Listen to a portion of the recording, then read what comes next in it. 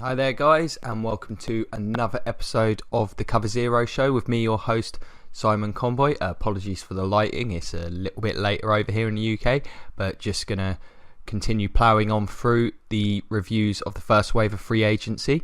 Moving on to the AFC at last, starting with the AFC North Baltimore Ravens.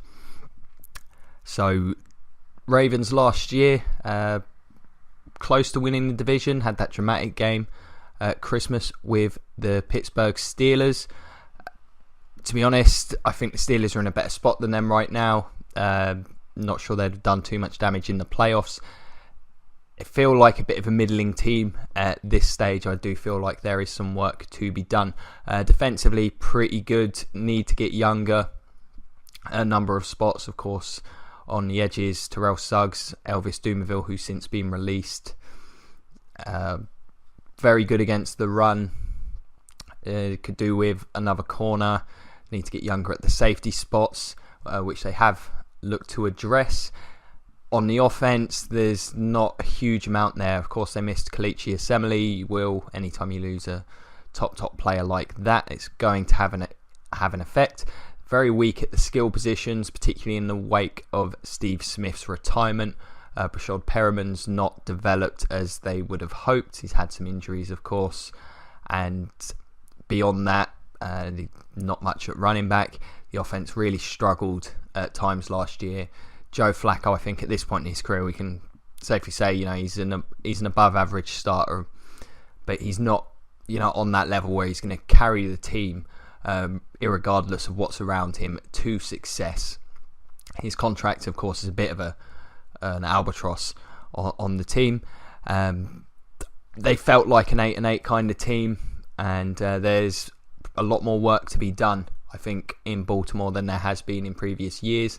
The last couple of drafts haven't been up to their usual standards. Matt Elam did not work out. Perriman's yet to develop, and Ozzie Newsome's done a great job throughout his tenure there, but I think he does have some work to do. I don't think this roster is close to competing with the big guns in the AFC at this point. Going into free agency, I had their needs listed as wide receiver, running back, and safety primarily. As I say, they need skill position help for Flacco. He's not really got too much to work with at this point in time. The run game was close to non-existent for them at times last year. And safety, they just need to get younger. Eric Weddle had a fantastic first season there. Great signing for them. Darius Webfield, performed admirably, changing his position on the field. Did a reasonable job, but need a bit more youth, I think, across the board defensively. Defensive end, another position that they need to address. Again, as I say, need to get some youth, some young pass rushers would be grand. So in terms of who they have brought in, they have addressed the safety position very well, in my opinion. I've spoke about this move a little bit in previous videos. Tony Jefferson's a signing I'm a really big fan of. 4 years, $34 million deal, $19 million guaranteed. He was very, very good for the Cardinals last season in just about every facet. He's only 25, so he's going to be there for the bulk of his career, you would hope. If he can continue to perform on that level, him and Weddle will be a fantastic duo for the next couple of years. So great job there. Big fan of this move. Of course, there is a degree of risk attached. I personally think that Jefferson showed me that he had the level of play that I think it's not going to be massively scheme dependent, as we've seen with certain safeties who've struggled when they've transitioned to other teams. I think he'll be able to play a role very similar to what he did last year with the Cardinals. But, of course, it is just 1 year of good tape. There is the possibility that this does not work out. It should also be noted, of course, that the player took less money to play in Baltimore. Apparently was offered a more lucrative contract to sign with the Browns. Usually a good sign when a player goes to a better team. It shows, that winning is important to them rather than the raw money. I sometimes do like to see that in a player. Other move they made defensively, a big move, was to keep possibly the biggest player in free agency outside of maybe Calais Campbell, Brandon Williams in Baltimore. Massive contract for a nose tackle, 5 years, 54 million, 27.5 million guaranteed. It's a tough one to evaluate because this is the kind of contract you do not often see for these kind of run pluggers. He is no doubt one of the best in the league at that spot. I've mentioned before, I feel there's a couple other guys out there in Jonathan Hankins and Tari Poe who are still available, who may have commanded a bit less. I won't knock the Ravens too much for it, as I've said prior also. Always good to retain your own players, I think. You know what you're getting in terms of the locker room presence, the way they train and prepare. And you've got a better idea generally. Of course, you've got the proof that as to how they fit in your scheme. Was very, very good for them last year. Was a big part of them being such an effective run defense. Big contract, but a solid overall move. Hard to be too critical of it. In terms of the offense, not a huge amount done to address that, unfortunately. I guess they'll be looking to the draft, possibly the second wave, try and get some bargains, as Ozzie Newsome has done in the past. Bought in running back Danny Woodhead, a third down specialist, on a 3-year contract, coming off major surgery. Has been a pretty good player for a while. Obviously not going to solve those running back issues on his own. Assuming he comes back okay. 3 years, 8 mils. Not a huge investment. Kind of surprised by the amount of years attached to the deal, just considering his age and the nature of the injury. I suspect there's probably a get out though. A fine signing. Simply they need bodies at that position.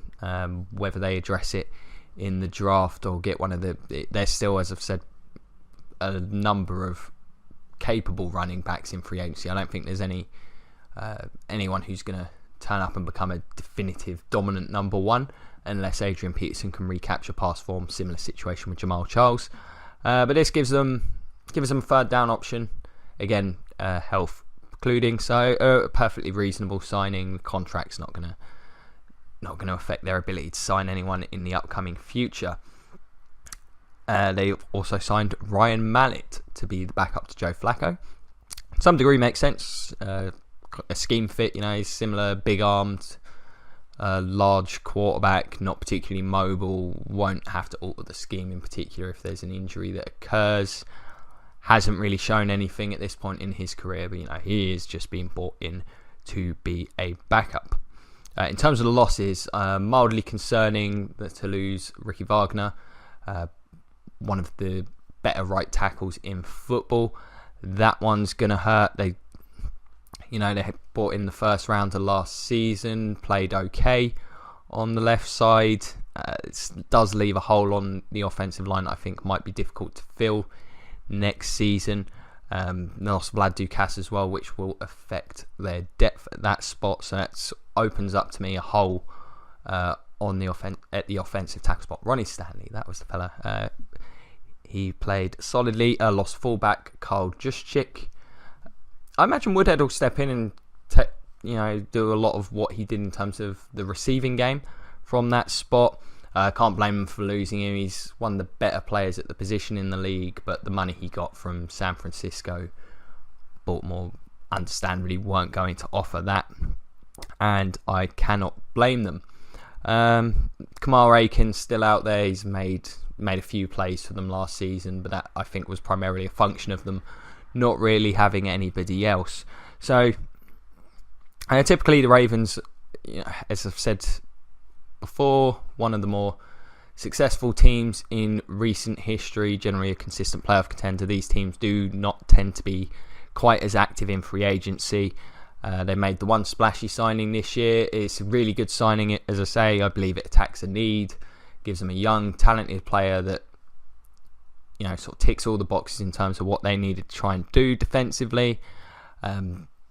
Outside that, still need to get more speed on defense, need a pass rush. Terrell Suggs, not quite the player he once was, still a solid player, but they need some more options in terms of getting to the quarterback, and the skill positions are still very much absent of high-end talent, in my opinion.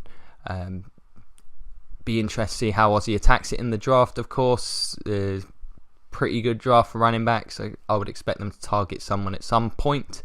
And I also feel, they could do with some more bodies on the offensive line.